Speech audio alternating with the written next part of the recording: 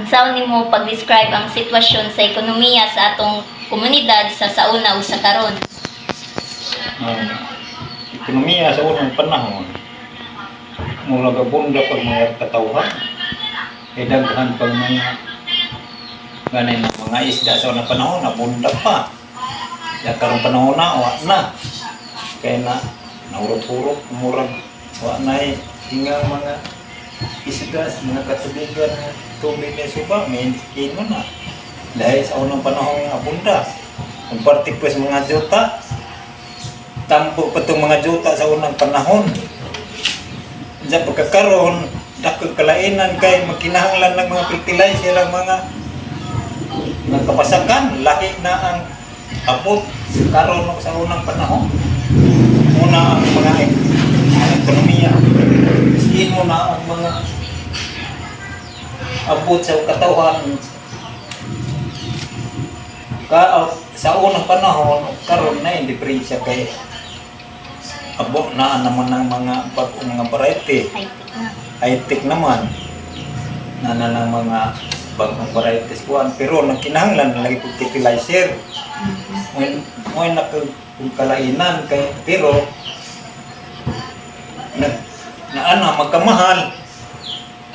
Mo may nakadiferensya ang nag-anam kamahal ang mga kuan na pamalitan o sa una, brato pa to. Karon dako na magkalainan kay diferensya naman ang kamahalan ron. Kaysa unang panahon, brato pa. Karon labihan ng isura, nagmahal ng pamalitan mo na yung nakadiferensya sa panahon na to ron. So, sa imong nasinati ron, yun sa pagbago sa mga tao ang komunidad. Ang pagbago sa mga tao sa komunidad, dako nagkalainan kay mga high-tech naman. Ang mga ng panahon, way mga cellphone mo magsuwat ta, dugay makontak.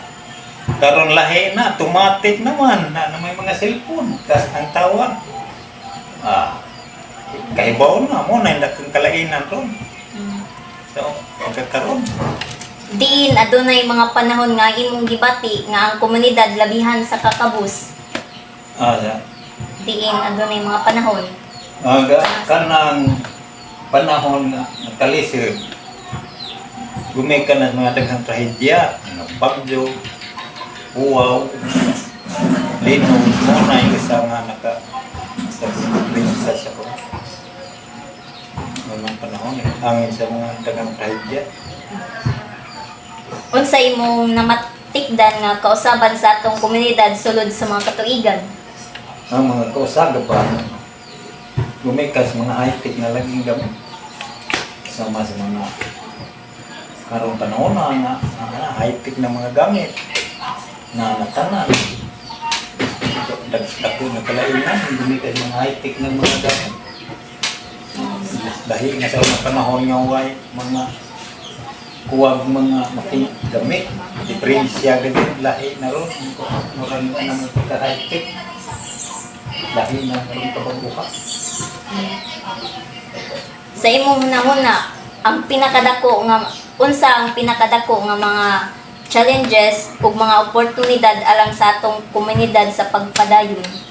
Ang dakod kalainan sa komunidad, parte sa pag-eskwela, parte ng kalainan, kaya tabangan ng mga gobyerno.